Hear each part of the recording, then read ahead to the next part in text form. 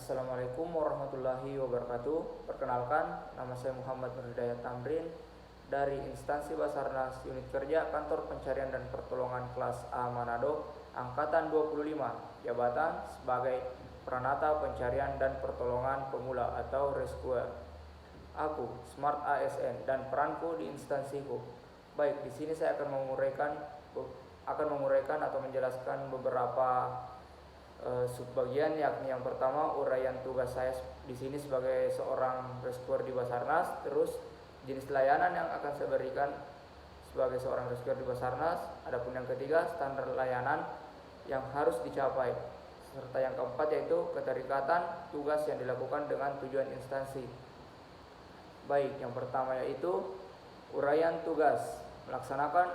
Uraian tugas saya di sini sebagai seorang rescuer yaitu melaksanakan operasi pencarian dan pertolongan, di mana di sini menanggapi laporan kecelakaan baik di laut, udara maupun di darat, serta melakukan evakuasi terhadap korban secara cepat dan tepat. Adapun tugas yang kedua yaitu melakukan perencanaan dan koordinasi SAR, di mana membuat rencana kontingensi dan SOP operasi SAR, serta berkoordinasi dengan instansi lain seperti TNI, Polri, BPBD, PMI, serta tenaga relawan lainnya. Adapun tugas yang ketiga yaitu melakukan pelatihan dan peningkatan kapasitas, di mana di sini dalam artian mengikuti dan menyelenggarakan pelatihan SAR, serta memberikan penyuluhan dan pelatihan kepada masyarakat terkait keselamatan dan pertolongan. Adapun tugas yang keempat yaitu pemeliharaan peralatan SAR. Kami di Kantor Pencarian dan Pertolongan Kelas A Manado ini setiap harinya merawat dan mengoperasikan peralatan seperti perahu karet, peralatan selam, serta alat komunikasi dan lain sebagainya. Adapun tugas yang kelima yaitu sebagai seorang ASN Basarnas, kami di sini diminta untuk mengerjakan administrasi dan pelaporan, di mana dimaksudkan di sini yaitu menyusun laporan kegiatan SAR serta mengelola data korban, kronologi kejadian serta dokumentasi kegiatan pelaksanaan operasi SAR. Adapun tugas yang keenam yaitu kesiapsiagaan dan mitigasi bencana, di mana di sini diartikan dalam artian terlibat langsung dalam edukasi dan simulasi kebencanaan. Adapun poin yang kedua yang akan saya jelaskan di sini yaitu layanan bantuan kemanusiaan atau jenis layanan yang akan saya berikan. Baik, kami sebagai ASN Basarnas terlibat aktif dalam evakuasi korban bencana alam, distribusi bantuan logistik darurat, penyelamatan dan pertolongan korban, serta penanganan pasca bencana. Adapun layanan berikutnya yaitu layanan komunikasi dan informasi SAR, di mana call center kami yaitu 115 yang menerima laporan kecelakaan dan bencana. Layanan komunikasi selanjutnya yaitu koordinasi SAR antar instansi melalui jaringan komunikasi khusus. Dan layanan komunikasi berikutnya yaitu pemantauan dan pelaporan situasi darurat secara real time. Adapun layanan berikutnya yang dapat kami berikan sebagai ASN Basarnas yaitu layanan pelatihan dan edukasi SAR, di mana dimaksudkan di sini pelatihan teknis SAR bagi internal dan masyarakat. Misalnya pelatihan penyelamatan di air atau water rescue serta vertical rescue. Dan layanan pelatihan berikutnya yaitu simulasi dan latihan gabungan SAR dengan instansi lain. Dan adapun yang berikutnya penyuluhan dan sosialisasi keselamatan untuk sekolah, komunitas serta stakeholder yang ada. Adapun layanan yang dapat kami berikan berikutnya yaitu layanan kesiapsiagaan dan patroli SAR. Patroli rutin di wilayah rawan kecelakaan. Contohnya seperti di pantai, pegunungan, serta di jalur transportasi. Kesiapsiagaan di sini juga mencakup siaga SAR pada event besar seperti mudik lebaran, Natal, Tahun Baru, serta kegiatan wisata ekstrim. Serta layanan yang dapat kami berikan dalam kesiapsiagaan di sini yaitu pengawasan daerah rawan bencana dengan bekerja sama dengan BMKG dan BPBD. Adapun layanan berikutnya yang dapat kami berikan yaitu layanan administrasi dan konsultasi teknis, pemberian informasi dan rekomendasi keselamatan untuk kegiatan tertentu, semisal ekspedisi, olahraga ekstrim, serta penerbangan khusus. Terus yang berikutnya pengurusan surat permintaan bantuan SAR serta layanan data dan dokumentasi kecelakaan SAR bagi lembaga dan publik. Terus uraian yang ketiga yang akan saya jelaskan yaitu standar layanan yang harus dicapai. Di sini kami dituntut harus memiliki respon time, di mana waktu maksimal respon time laporan darurat yaitu kurang dari 25 menit. Dan waktu kedatangan kami ke lokasi kejadian itu idealnya kurang dari 1 jam, tergantung dari jarak ataupun akses yang akan kami tempuh atau tuju.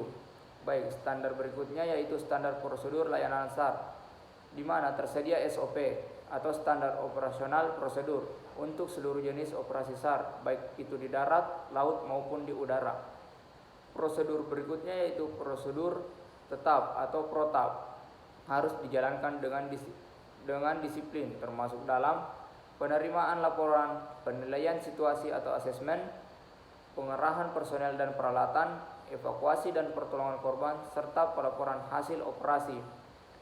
Di sini ada pun standar yang ketiga yaitu standar kualitas personel, di mana petugas SAR harus bersertifikasi, misalnya memiliki diklat lanjutan water rescue, MFR maupun vertical rescue dan lain-lain. Terus bersertifikasi di sini atau memiliki standar khusus di sini diartikan dalam berkompetensi teknis dan siap secara fisik dan mental, serta bersikap profesional dan humanis kepada masyarakat maupun korban. Adapun standar keempat yang harus kami penuhi di sini yaitu standar kesiapsiagaan dan peralatan, di mana tim siaga SAR 24 jam khususnya di kantor SAR dan pos SAR yang memiliki wilayah yang berposisikan di wilayah strategis. Terus di sini ketersediaan peralatan operasional minimal perahu karet, ambulans, alat komunikasi dan sebagainya, serta pemeriksaan rutin. Pemeriksaan rutin di sini dilakukan secara berkala, seperti kesiapan alat dan armada. Adapun yang kelima standar layanan yaitu standar layanan informasi dan pengaduan. Seperti yang tadi saya jelaskan bahwa call center 115 aktif 24 jam, bebas pulsa dan mudah diakses, serta tersedia kanal pelayanan informasi dan pengaduan masyarakat, termasuk diantaranya yaitu website resmi kami, media sosial serta kotak saran maupun laporan. Adapun respon atas pengaduan masyarakat maksimal 3 hari kerja. 6. Standar pelayanan non operasional, di mana diartikan pelatihan kepada masyarakat atau relawan minimal dilakukan secara berkala atau per triwulan per tahun. Dan berikutnya simulasi SAR gabungan dilakukan secara terjadwal, serta standar di sini yang kami tuntut yaitu standar layanan rekomendasi teknis keselamatan kegiatan diberikan secara cepat dan tepat, maksimal 3 hari kerja sejak permintaan lengkap diterima. Baik, adapun keterkaitan tugas saya sebagai ASN di sini yakni tentunya sangat berkaitan antar tugas yang dilakukan oleh saya sebagai ASN di sini dengan tujuan instansi. Mengapa demikian? Karena setiap aktivitas operasional maupun administratif diarahkan untuk mendukung tercapainya visi misi dan tujuan strategis lembaga. Baik, mungkin saya berpendapat bagaimana agar kinerja saya lebih baik ke depannya. Yang pertama yaitu menetapkan tujuan yang jelas, di mana tetapkan target kerja yang spesifik, terukur, realistis dan berbatas waktu atau SMART. Yang kedua itu pastikan setiap pegawai memahami apa yang menjadi prioritas dan bagaimana kontribusinya terhadap tujuan organisasi. Terus untuk meningkatkan kinerja saya di sini yaitu saya berkomitmen untuk meningkatkan kompetensi melalui pelatihan dengan cara mengikuti pelatihan teknis dan pengembangan soft skill, baik itu soft skill berupa komunikasi, kepemimpinan maupun manajemen waktu. Serta yang dapat saya lakukan di sini untuk meningkatkan kinerja saya itu manajemen waktu yang efektif. Baik, mungkin itu saja dari saya. Lebih dan kurangnya mohon dimaafkan. Assalamualaikum warahmatullahi wabarakatuh.